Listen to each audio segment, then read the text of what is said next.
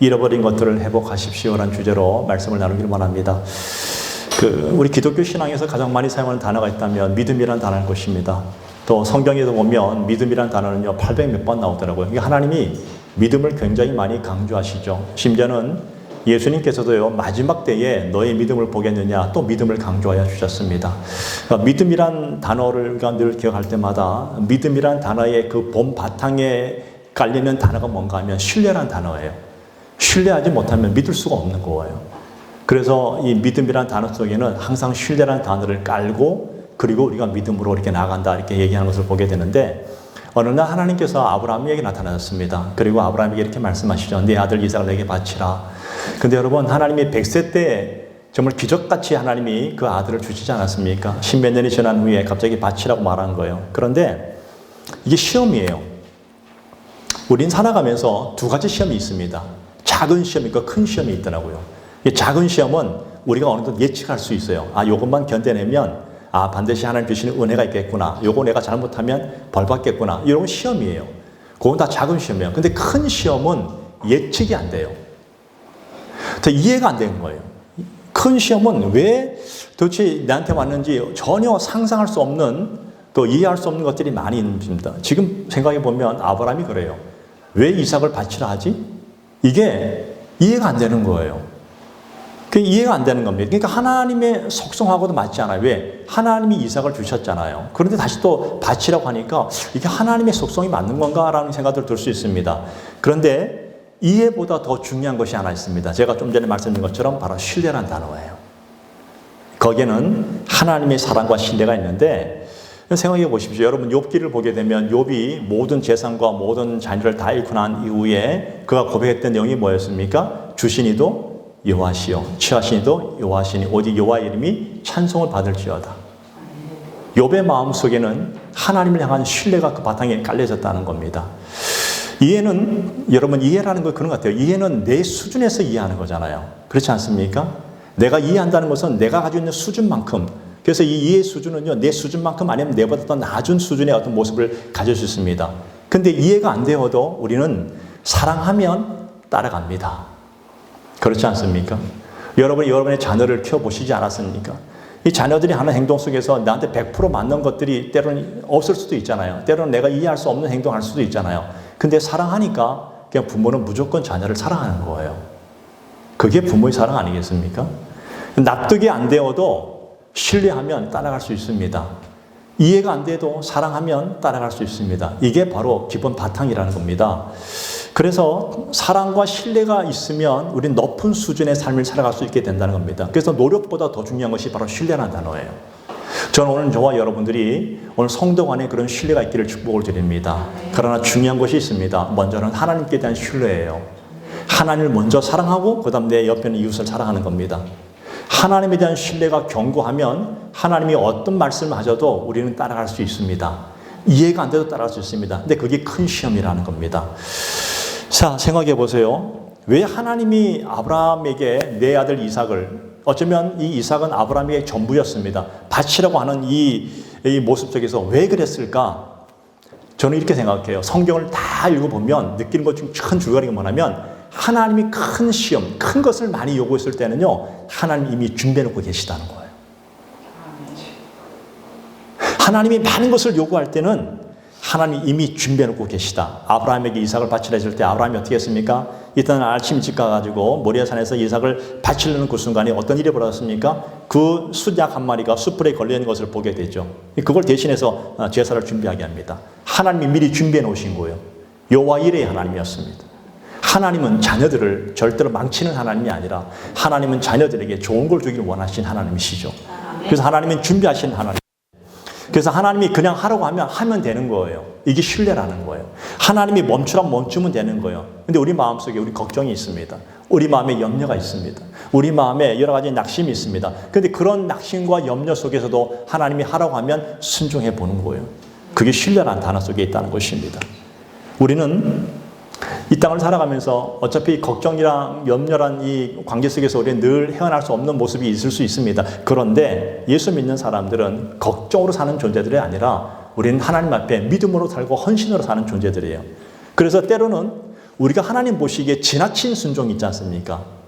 그렇지 않습니까? 지나친 순종은 하나님을 당황하게 만들어요. 하나님 보시기에 이 아브라함의 순종은 너무 지나친 순종 아니었습니까? 하나님이 너무 당황해서 원말하죠? 아브라함아, 아브라함아.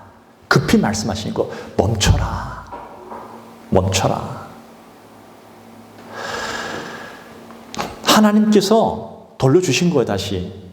이제야 하나님 말씀하신 거예요. 이제야 내가 나를 사랑하는 줄을 내가 알겠노라. 하나님이 그 큰 시험 해주신 이유가 뭐였을까요? 다시 그 아들을 돌려주시는 것뿐 아니라 너의 사랑을 내가 온전히 알겠노라. 내가 너를 믿음의 조상으로 인정하겠노라. 그런 의미가 거기에 포함되어 있지 않습니까? 이게 바로 하나님을 온전히 신뢰했던 아브라함의 수준이었습니다. 이 아브라함의 수준이 결국 아브라함을 통해서 우리는 믿음의 자손인 아브라함, 우리는 믿음의 자손인 아브라함의 수준 아닙니까? 우리는 믿음으로 그런 놀라운 은혜를 받게 되었다는 것이죠. 오늘 저는 이런 관점을 보기를 원합니다. 여러분 보십시오. 모세라는 인물을 보시기 바랍니다. 모세 참 괜찮은 사람 아닙니까? 모세의 40년간 그 인생을 먼저 돌아보면 모세는 애굽의 바로의 왕자로서 모든 문물과 모든 혜택을 다 받으면서 아주 정말 숭숭장구하며 자랐던 인물이 바로 모세였습니다. 그런데 모세가 사지 멀쩡하게 살다가 갑자기 그가 히브리 민족으로서 어떻게 했습니까? 이누어서 자기 히브리 민족을 괴롭히는 그 애굽 병사를 쳐 죽이고 모래에 숨겨두고 도망갔잖아요. 도망자 신세가 되어버린 거예요. 40년 동안 미디안 광야에서. 차가살이를 40년 했어요. 소위 말하면 차가살 40년. 근데 그거 빼놓고는 보면 모세의 인생은 참 그런 대로 그냥 쓸만한 인생이지 않겠는가. 근데 오늘 본문을 잘 보시기 바랍니다. 하나님께서 모세에게 계속 명령하셨죠. 야, 가라. 내가 너를 바로에게 보겠노라. 가라. 바로가 모세가 뭐라 말합니까? 못합니다. 안 합니다. 저는 말도 못하고 너는 아무것도 못합니다. 나는 말 못하는 존재입니다. 자꾸만 버팅기고 있는 거예요. 여러분, 모세가 절대로 약한 사람이 아닙니다. 모세는 정말 어떤 사람이었냐면 평균 이상의 삶을 산 사람이었잖아요. 처음 40년에 사람은요, 자신이 경험한 것만큼의 인생을 평생 기억하고 살아갑니다. 당대 최고의 국가, 강대국의 바로의 왕자로 살았던 40년, 그리고 그 이후에 도망자 신세였지만 비록 미디안 광야에서 그냥 40년 살았지만 그 처음에 40년이 잊혀질까요? 잊혀질 수 없어요. 살았던 그 습성 그대로 남아있는 거예요. 리더의 자격을 가지고 배우고, 그죠? 리더십을 배우고, 왕궁의 모든 법들을 배우고, 최고의 학문을 배우고, 이런 것들을 다 배웠던 사람이 모세 아니었습니까? 모세는 절대 약한 사람이 아니었어요. 그런데 오늘 가만히 보니까 모세가 자기 비하에 빠졌고, 열등감에 빠져있고, 그리고 어떻습니까? 그런 곳에 빠져있는 그 모세를 보면서 저는 미디안 40년 차가살이 하면서 미디안 광야에서 40년 동안 양이나 침했던 그 목자 생활을 했던 그 모세의 마음속에 하나님에 대한 믿음도 굉장히 옅어졌다고 저는 그렇게 믿어요. 어쩔 수 없어요. 이게 뭘까? 우리도 그렇지 않습니까, 여러분? 나는 하나님을 잘 믿고 예수 그리스도를 나의 구주로 고백하고 살아왔다는데 남들이 나를 보는 거 말고 내 자신이 나를 바라보면 형편없는 나의 모습을 발견할 때가 있지 않습니까? 아니, 그냥 하나님과 나와의 일대관계를 가려보면 나는 정말 사도 바울이 고백처럼 죄인 중에 괴수 같은 모습이 내 속에 있지 않습니까? 우리는 그런 존재들 아닙니까? 우리도 모르게 나도 모르게 나는 여기서 자유로울 사람이 아무도 없겠구나. 네, 아무도 없다는 겁니다. 오늘 저와 여러분도 마찬가지. 우리 살다 보면 목회자인 저도 마찬가지지만 하나님 보시기에 형편없는 나의 모습을 나는 발견하게 됩니다. 이 뭘까 이게? 남들 볼 때는 목회자라 하니까 거룩한 척 보이지만 하나님 앞에 섰을 때의 모습은 여지없는 적나라한 인간의 모습을 드러날 때 이게 아무것도 아니구나. 어떤 때는요, 이 사도 바울의 고백이 그대로 저한테 다가와요. 사도 바울이 나는 죄인 중에 괴수입니다. 나는 아무것도 아닙니다. 이 고백은 사도 바울이 말년에 했었던 고백이에요. 최고의 정점에서 했던 고백이에요. 그때 깨달은 것이 이거예요. 신앙생활을 하면 할수록, 믿음이 성장하면 성장할수록, 점점 하나님 앞에 가면 갈수록 내 모습이 초라함이 더 발견되더라는 것입니다. 그래서 저는 그런 마음이 있어요. 그러다 보면 어느 순간 거기서 딱 멈추고 더 어떤 자기를 성찰하고 그리고 하나님 앞에서 믿음이 성장하면 좋겠는데 어떤 사람들은 믿음을 잃어버리고 멀리 떠나버리고 때로는 내 삶의 모든 것들이 다 막 무너지는 그런 것들을 경험하는 분들도 이 땅에 참 많이 있을 거라 저는 믿습니다. 그래서 오늘 이 말씀을 묵상하는 가운데 어떻게 잃어버린 것들을 회복할 수 있을 것인가? 어떻게 이것을 극복하고 어떻게 우리는 다시 찾을 수 있을 것인가? 혹시 여러분 말씀을 듣는 가운데 오늘 여러분의 삶 속에서 여러분이 여러분 자신을 바라보고 하나님이 여러분을 바라볼 때 여러분의 삶 속에서 혹시 여러분이 잃어버린 것들이 있지 않은지를 돌아보시면서 말씀 가운데 회복하기를 축복을 드립니다. 첫 번째는 자신의 소중함을 깨닫는 거예요. 우린 살아가면서 다른 사람과 늘 비교하며 살 수밖에 없는 존재들입니다. 그렇지 않나요? 어차피 우리는 사람과 어울리며 살아갑니다. 같은 가족끼리도 형제간에 비교하며 살아가요. 이놈의 자식, 너 형은 공부 그렇게 잘한다. 너는 왜 맨날 그 모양이냐? 늘 비교 대상이에요. 그건 괜찮아. 근데 하필 또 옆집 아이고 비교해요. 옆집 아이 누구는 매일 해도 너는 왜 그냥 그러냐? 그러면 이게 듣다 보면 나는 완전히 나는 아무것도 못하는 존재가 되고요. 장성한 후에는 같은 직장 동료끼리 비교가 돼요. 아니면 내 이웃과 비교가 돼요. 왜 나는 이것밖에 안 되는가? 늘 비교하는 살다 보면 나도 모르게 열등감에 빠져버립니다. 어느 순간 완전히 자기 비하가 되어버리는 거예요. 남과 비교하면 비교할수록 나는 더 좋은 존재가 아니라 나보다 훨씬 좋은 존재들이 많이 있음을 보게 되면서 정말 나는 굉장한 열등감에 빠지죠. 때로는 다른 누군가가 비교하다 나보다 훨씬 못한 사람들과 비교하게 되면 난 괜찮은 사람이네. 스스로 가면 갈수록 교만해지기 시작합니다. 여러분 열등감과 교만은요 똑같은 단어예요. 네. 이럴 때 우리는 어떻게 될 것인가? 내가 예수 믿고 믿음 생활하고 있는데 왜 내 안에 이런 열등감이 이렇게 크게 자리 잡고 있지? 왜 내 안에 이런 교만이 있지? 아니 내가 예수 믿었으면 이런 것이 좀 자유가 되지 않겠는가? 근데 그런 것이 아니라 더 많이 심어져 있어요, 내 안에요. 어떻게 회복할 것인가? 어떻게 이것을 극복할 것인가? 하나님 앞에서 제 자신을 다시 한번 돌아보는 겁니다. 그리고 하나님 앞에서 내 자신이 창조의식을 가지는 거예요. 내가 하나님 앞에 얼마나 소중한 존재이고 얼마나 귀중한 존재를 다시 인식하라는 거예요. 매일매일 인식해야 됩니다. 이걸 깨달아야 되는 거예요. 이걸 깨닫는 순간 우리는 비교하지 않습니다. 왜? 내 스스로가 하나님 앞에 그 소중한 존재임을 아는 사람은요 행복하기 때문에 굳이 비교할 필요가 없어요. 이거예요. 언젠가 제가 고등학교 때인가요? 그때 기도를 정말 많이 했을 때 내가 누구를 미워한 사람이 있었어요. 근데 정말 기도 많이 하니까 하나님 앞에서 내 안에 정말 은혜가 충만하게 되더라고요. 은혜가 충만하니까 그 미워하는 친구가 사랑스럽게 보이더라고요. 내가 하나님의 은혜로 충만해지니까 모든 것이 다 해결되더라고요. 문제는 나한테 있더라고요. 출애굽기 3장 4절에 보면 오늘 하나님께서 모세를 부르시는 내용이 있는데요. 이렇게 말씀하시죠. 여호와께서 그가 보려고 돌이켜 온 것을 보신지라 하나님이 떨기나무 가운데서 그를 불러 이르시되 모세야 모세야 하심에 그가 이르되 내가 여기 있나이다. 자, 이 말씀 바로 앞절 2절 3절 말씀 보면 이 떨기나무가 불에 타고 있었어요. 자, 여러분의 생각하는 이 뭐예요? 불에 타면 나무는 어떻게 되는 거예요?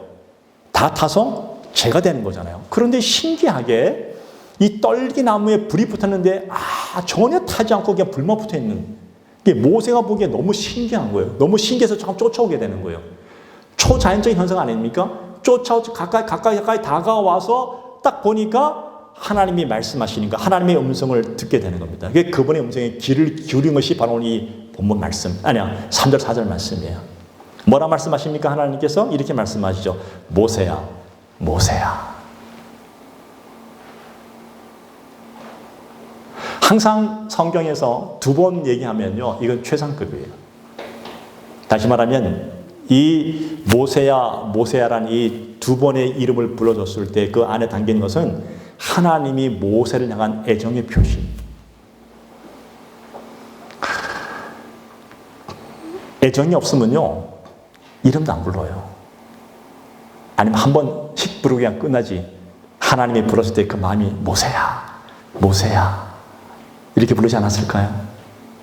강력한 애정의 표현. 이 부름이 모세에게는 굉장히 신선한 충격으로 다가왔을 겁니다. 왜냐하면 생각해 보세요. 이 미디안 광야에서 살아가는 모세, 지금 40년 동안 미디안 광야에 살았던 이 모세는 자기 이름을 불러준 사람이 아무도 없었습니다.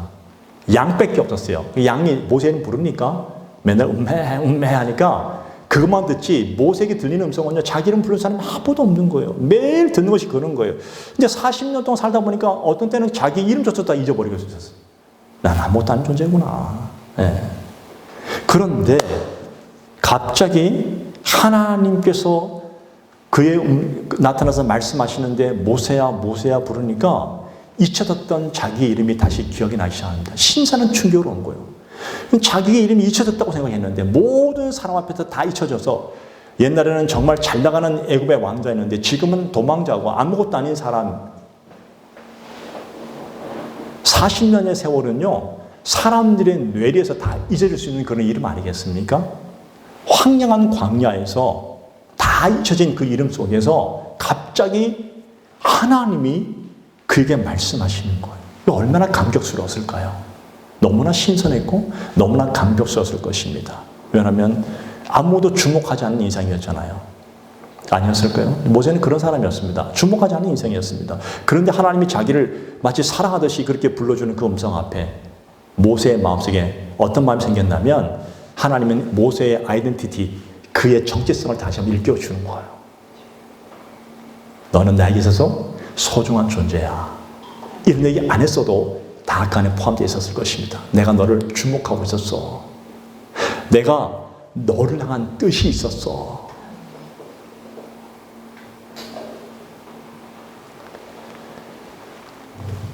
여러분, 어머니들입니다. 어머니들은 가정에서 살다 보면 흔히 우리는 그런 얘기를 자주 듣잖아요. 철수 엄마, 영리 엄마, 여보, 이렇게만 듣지 어머니들의 이름을 불러주는 경우가 그렇게 극히 드물어요. 그렇지 않나요? 혹여 들을 때가 있다면 친구들을 만났을 때, 동창들을 만났을 때는 이름을 불러줄 수 있지만 그것도 어쩌다 만나는 거잖아요. 매일 만날 수는 없잖아요. 그런데 여러분, 매주마다 노상 불러진 이름이 바로 교회 공동체입니다. 교회에서는 이름을 불러줘요. 이영애 집사님, 이영애 집사님. 집에서 우리 남편 되는 집사님 이름 불러줘요? 야, 그래도 괜찮은 남편이에요. 우리는 어이, 저기, 헤이, 아니면 그냥 이름도 안 불러. 이렇게 하지. 거의 이름이 불러지지 않아요, 엄마들은. 어머니들은 그러다 참 한번 이름이 딱 불러줄 때, 자기 이름 불러줄 때, 아, 자신의 모습을 다시 한번 돌아보게 하죠. 아, 내가 이런 사람이었구나. 알게 되잖아요. 이렇게 많은 사람들이 살아가면서 열등의식에 빠진 이유가 뭐냐면, 나는 많은 무리 중에 하나라고 생각하기 때문에요. 사실은 그렇지 않은데 그래요. 그래서 하나님 앞에서 하나님 말씀하시죠. 하나님 앞에서는 우리 한 사람 한 사람이 얼마나 소중한 존재인가를 늘 말씀하십니다. 여러분, 이사야 43장 4절에 보게 되면 하나님이 직접 말씀하시죠. 내가 내 눈에 보배롭고 존귀하며 내가 너를 사랑하였음처. 하나님 보시기에 당신의 눈으로 너는 보배롭고 존귀하고 사랑했다는 겁니다. 누구를? 나를. 그게 하나님의 사랑하심이에요. 얼마나 사랑하십니까? 여러분, 심지어는 요한복음 10장 3절 4절에 보면 예수님께서 이렇게 말씀하십니다. 양은 그의 음성을 듣나니 그가 자기 양의 이름을 각각 불러 인도하여 내느니라. 예수께서 우리의 이름을 때 양물이 이렇게 하는 게 아니라 한 명 한 명의 양의 이름을 다 불러줍니다. 우리의 이름을 다 부르신 거. 오늘 여러분 한 사람 한 사람의 이름을 부르셔서 오늘 여러분을 당신의 자녀로 삼아 주셨습니다. 그리고 내가 너의 이름을 잊지 아니하고 내가 세상 끝날까지 너와 항상 함께 할 것이라고 말씀해 주셨습니다. 양은 그의 음성을 듣나니. 우리는 그래서 그분의 음성을 듣는 거예요. 그래서 그분의 말씀을 보는 거예요. 읽는 거예요. 그리고 따라가는 거예요. 목자이신 예수님이 나의 이름을 불러주시면 나는 그분의 음성을 듣고 그렇게 쫓아가는 겁니다. 내가 아무리 수많은 사람 가운데 있다 할지라도 주님은 정확하게 저를 꼭 집어서 다시 저를 이렇게 불러주십니다. 그게 하나님의 사랑이십니다. 부모는 마찬가지 아닐까요? 수천 명의 아이가 있어도요, 부모는 자기 자신만은 정확하게 보인다 하잖아요. 그게 사랑 아닙니까? 이름을 불러주는 거예요. 상품과 작품의 차이가 있잖아요. 상품은 뭐예요? 상품은 수많은 것들 중에 비교해서 이것보다 이것이 더 좋은 것, 이게 상품이에요. 스마트폰이 있다면 요즘 스마트폰이 계절마다 바뀌잖아요. 좋은 것이 나오면 이게 최고 좋은 거예요. 그전 거는 그냥 구시되니까 그냥 사라져 버리는 거예요. 이게 상품이에요. 좋은 것이 나오면, 신상품이 나오면 옛날 건 잠깐만 뒤로 물러나게 되는 거예요. 근데 작품은 그렇지 않아요. 작품은 세월이 흘러도 그 가치가 사라지지 않습니다. 고유합니다. 그 작품 안에는요, 그 사람만의, 그 작가만의 고유한 의미와 색깔이 다 심어져 있습니다. 그래서 그렇게 아무리 세월이 흘러도 그 고유한 작가의 그 의미, 그 인생에 녹아져 있는 어떤 가치, 것들을 발견하기 때문에 그것은 인정받는 거예요. 그 사람만의 작품이 되는 거예요. 하나님이 오늘 저와 여러분들을 상품으로 취급하지 않으셨습니다. 수많은 사람들에 네가 더 낫냐 내가 더 낫냐, 세상은 상품으로 취급합니다. 쟤보다 넌 더 빨리 더 성장해야 돼. 쟤보다 넌 훨씬 더 나은 존재가 돼야 돼. 저 사람보다 넌 혹시 공부를 잘해야 돼. 너 출세해야 돼. 잘 나가야 돼. 이게 세상의 상품의 취급이에요. 그런데 하나님은 그렇게 말씀하지 않으십니다. 하나님은 오늘 저와 여러분들을 수많은 사람이 있다 할지라도 우리를 당신의 작품으로 비교하지 않습니다. 너는 독특한 나의 자녀야. 내가 나를 나의 형상으로 만들었어. 우리 다 다르지만 하나님의 다 독특한 작품으로 똑같이 만들지 않고 다 다르게 만들어졌습니다. 하나님의 형상이지만 다 다르게 만들어졌고 하나님의 소중한 가치 있는 존재로 우리를 만들어 주셨습니다. 10자식 중에서 소중하지 않는 자식이 어디 있냐 하면 똑같습니다. 우리는 하나님의 자녀이기 때문에 우리 한 사람 한 사람이 하나님 보시기에 다 귀한 하나님의 자녀들로 오늘 이 땅에서 존재하고 있습니다. 그래서 여러분 염려하지 마시기 바랍니다. 에베소서 2장 10절에 보면 우리는 그의 만드신 바라 이렇게 말씀하시죠. 영어 성경에 보니까 마스터피스랍니다. 여러분 우리는 하나님의 마스터피스예요. 이걸 원어 성경을 보니까 뭐라죠? 이게 포이에마라요. 포이에마. 걸작품이라는 거예요. 하나님이 그냥 대충 만든 것도 아니고 최고의 걸작품으로 창조 마지막 6째 날에 그 진흙으로 사람을 만들고 그 후에 생기를 불어넣으셔서 하나님의 형상으로 창조하신 후에 뭐라 말씀하니까 심히 보기 좋았노라. 오늘 저와 여러분 한 사람 한 사람을 그렇게 만들어 주셨습니다. 그리고 인격적으로 대해 주시고 우리와 만나기를 즐겨 하시는 분이 바로 하나님이십니다. 아멘. 그러므로 여러분 절대 내 자신이 아무런 존재, 나는 가치 없는 존재고 나는 이 땅에서 뭐 아무런 가치 없는 이런 생각하지 마십시오. 왜? 그것은 하나님의 작품을 모독하는 거예요. 맞습니까? 아멘. 우리는 하나님의 작품으로 이 땅에 살아가는 존재들입니다. 하나님 앞에서 우리 한 사람 한 사람이 얼마나 소중한 존재를 알고 깨닫는다면 그것이 바로 믿음이라는 거예요. 그리고 그 신뢰를 가지고 하나님을 바라보는 거예요. 이거는 남들이 흉내내지 못하는 하나님이 나에게만 주신 독특함이 있다는 거예요. 그것을 내가 하나님 앞에 해나가는 것이 바로 믿음이고 그것이 신앙입니다. 똑같이 하려고 하지 마십시오. 저는 여러분들이 여러분이 주신 하나님의 선물을 드러내는 그런 귀한 인생 되기를 축복을 드립니다. 두 번째는 무엇을 회복이 될까요? 두 번째는 우리가 진짜로 회복해야 될 것이 있다면 다시 우리의 시선을 하나님께로 주목해야 됩니다. 하나님만 바라봐야 됩니다. 우린 지나치게 가소평가합니다. 자신을. 하나님 저는 너무나 못난 인간인데 저는 못나요. 저는 아무것도 못해요.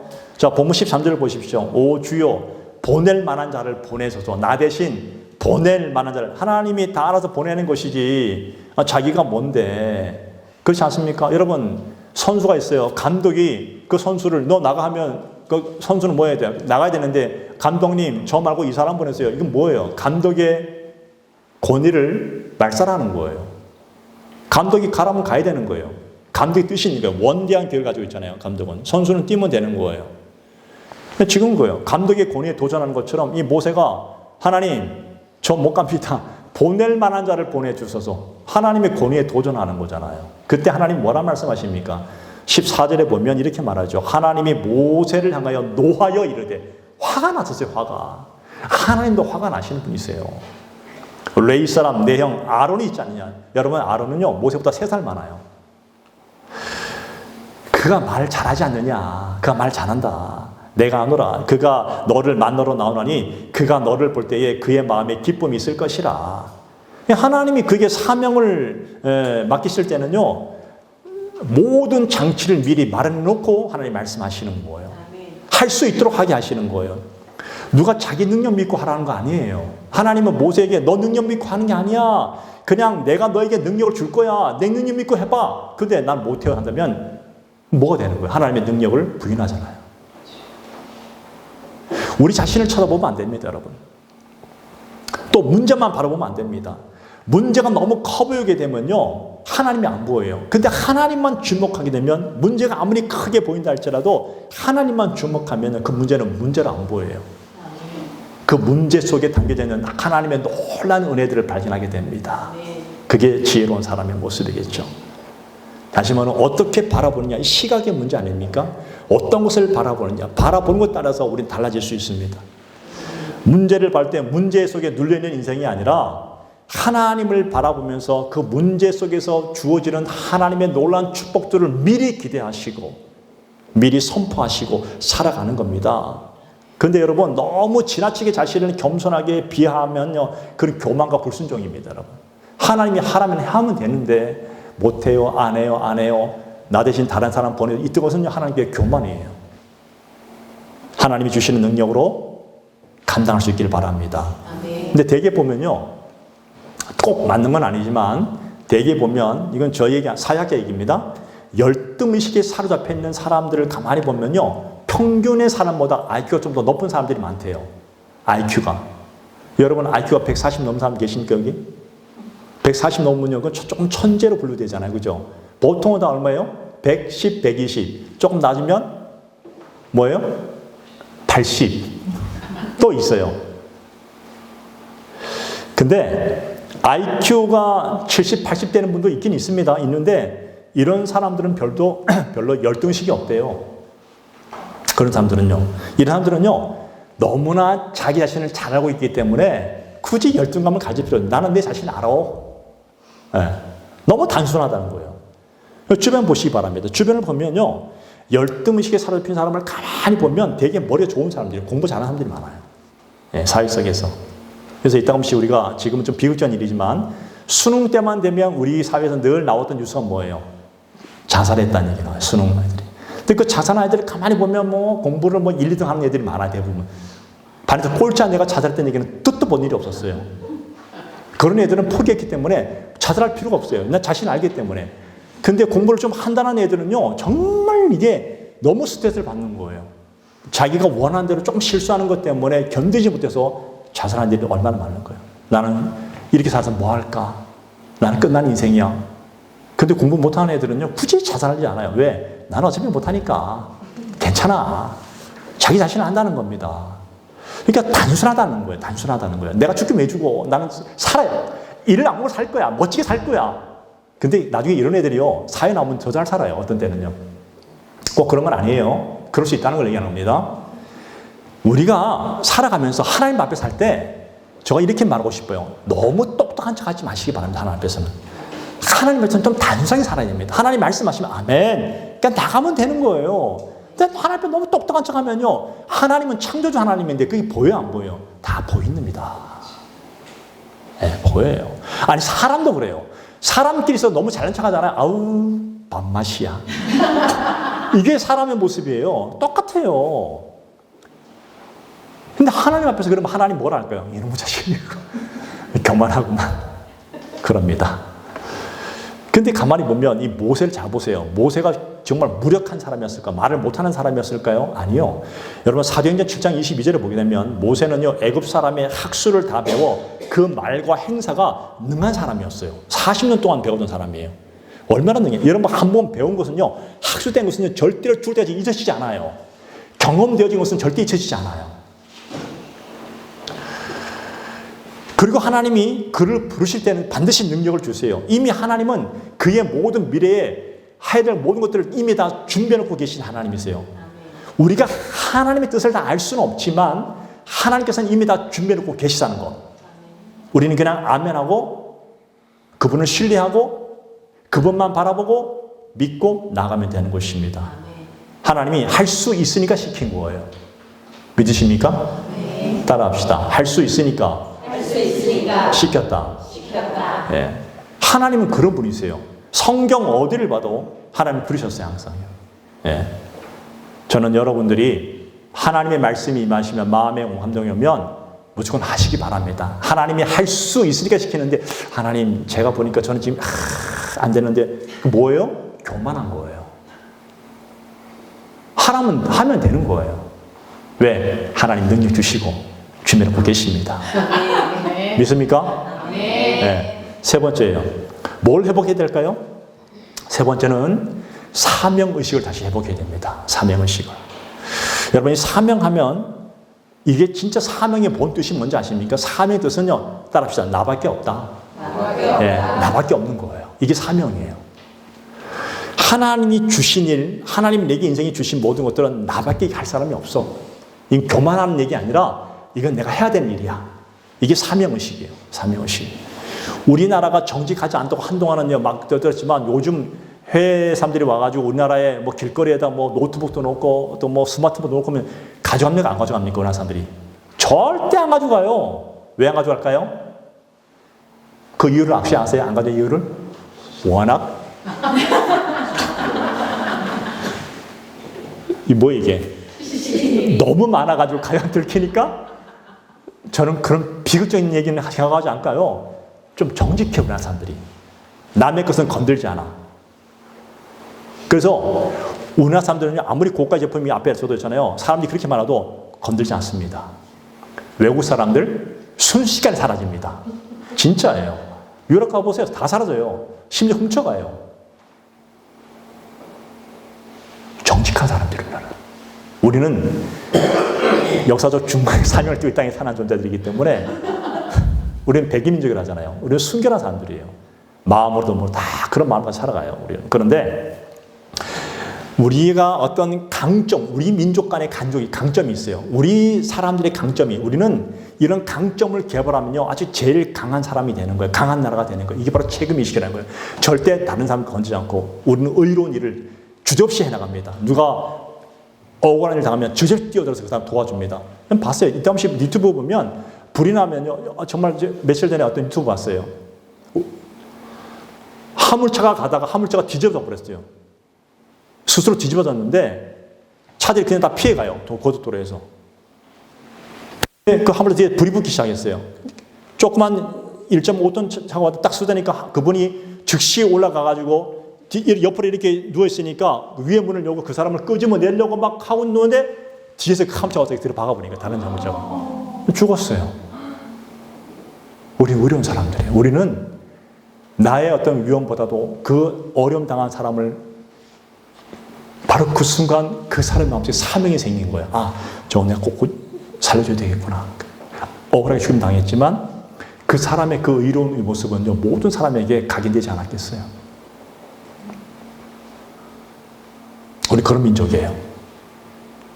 여러분, 이 땅을 멋지게 살 수 있는 방법이 뭔지 아십니까? 명확한 사명을 우리가 붙드는 겁니다.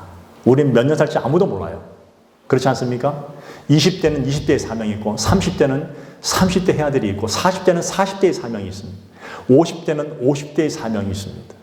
60대, 우린 죽을 때까지 다 사명이 있는 사람들이에요. 70대, 80대까지 사명이 있습니다. 30, 40대는 뭐 하는 사람들이에요? 30, 40대는요, 주를 위해서 보이지 않는 믿음을 가지고 달려가는 때예요. 50대는 뭐 하는 사람이에요? 50대는 하나님을 진지하게 바라보며 믿음의 성숙한 열매를 맺은 사람들이에요. 60대는 뭐 하는? 60대는 주를 위해서 주님 말씀하시면 그냥 주저없이 희생하는 거예요. 주의 부흥을 위해서. 70대는 뭐 할까요? 70대는 뭐 하는 사람들이에요? 내가 살아왔던 모든 인생을 어떻게 합니까? 후배들에게 영향을 끼치는 거예요. 보여주는 거예요. 믿음의 삶이 어떤 건지를 보여주는 거예요. 이게 하나님의 부흥입니다. 예. 우리는 사명 때문에 움직이는 사람이 됩니다. 이 사명을 회복해야 된다는 거예요. 예. 큰 일을 하는 사람을 우리는 대사를 하잖아요. 특별한 일을 하는 사람은 특사를 합니다. 은밀하게 움직이는 사람을 밀사라고 합니다. 여러분들은 뭐 하는 사람들이에요? 여러분 특별한 일을 맡은 특사입니다. 믿으십니까? 네. 하나님이 모세를 부르셨습니다. 모세를 불러서 사명의 불을 확 붙여버린 거예요. 야, 너는 이제 200만 이스라엘 백성 이끌고 그들을 출애굽시켜서 저 약속의 땅 가나안 땅으로 너는 가야 될 거야. 그 지팡이를 딱 들고 하나님의 지팡이를 들고 하나님 대신 나 대신 그 사람들이 이끌고 가야 되는 거야. 이렇게 사명을 심어주니까 심으니까 모세의 마음에 불타는 사명이 생긴 거예요. 그리고 40년 동안 쉬지 않고 그 길을 달려갔던 거예요. 이게 사명입니다. 오늘 여러분들이 여러분의 환경에만 매몰되어 있으면요, 여러분은 하나님의 사명이 안 보여요. 근데 여러분이 사명이 하나님을 바라보며 사명을 붙잡으면 여러분의 환경이 더 확장되어질 것입니다. 하나님은 하나님 나라의 우선순위를 두기는 자에게 이 모든 것을 주신다 약속해 주셨습니다. 이게 약속의 말씀이에요. 지금도 좌절하고 넘어지는 사람들이 있다면, 지금도 혹시 여러분들이 그런 마음이 있다면 다시 하나님 앞에 사명에 충성하시기 바랍니다. 생명 걸고 달아가시고야 합니다. 내가 생명 걸고 내 가정을 변화시키고, 내가 생명 걸고 내 이 직장과 생명 걸고 내 이 모든 것들을 변화시킬 거라는 그런 믿음을 가지고 나아가면 하나님은 백배 천배의 놀라운 역사들을 이루어 주신 하나님이십니다. 그게 성경 얘기 아닙니까? 지금 얘기입니다, 그게. 예. 나는 어떤 사명을 가지고 서 있는지를 한번 돌아보십시오. 나는 어떤 사명이 있는 사람인가? 나는 어떤 것을 가지고 지금 나는 이렇게 살아가는 거야? 나는 사명을 무시하는 자가 되지 않고 사명을 붙들고 살아서 나는 내 인생을 그냥 그저 그렇게 살다가는 인생이 아니라 적어도 하나님 앞에 흔적을 남기는, 나를 불러주셨을 때는 그런 놀라운 일들을 내가 해나가겠다는 믿음을 가지고 살아가는 인생 되시기 바랍니다. 그게 믿음이에요. 여러분, 말씀 맺기 원합니다. 하나님을 신뢰하시기 바랍니다. 두 번째, 내가 얼마나 소중한 사람인지를 깨달으시고 오직 하나님만 바라보시고 사명을 갖기를 바랍니다. 하나님은 반드시 여러분의 인생을 통해서 여러분의 사명 속에 큰 꿈과 비전을 불어넣으셔서 놀라운 일들을 해나갈 줄로 믿습니다. 우리는 앞으로 이제 2개월 지나면 우리는 새로운 성전을 이전할 것입니다. 저는요, 그냥 무심결에 하나님께서 우리에게 주셨다고 생각하지 않아요. 여러분 한 사람 한 사람에게 큰 은혜와 비전을 주실 줄 믿습니다. 새로운 성전에서 또 새로운 곳에서 왜 그곳을 보내셨는지, 이건 사명이에요. 그 땅에서 더 놀라운 일들을 이루어 가신 하나님, 이 지하 어두컴컴한 곳에서 2층으로 올라가가지고 그곳에서 우리가 해야 될 사명들을 감당하라고 보내신 줄 믿습니다. 네. 그래서 그 일을 해나가는 순간부터 여러분의 인생의 길이 더 열려질 거예요. 저는 그렇게 믿어요, 분명히. 그런 믿음 가지시고 달려가기를 축복을 드립니다. 같이 한번 기도하기 원합니다. 혹시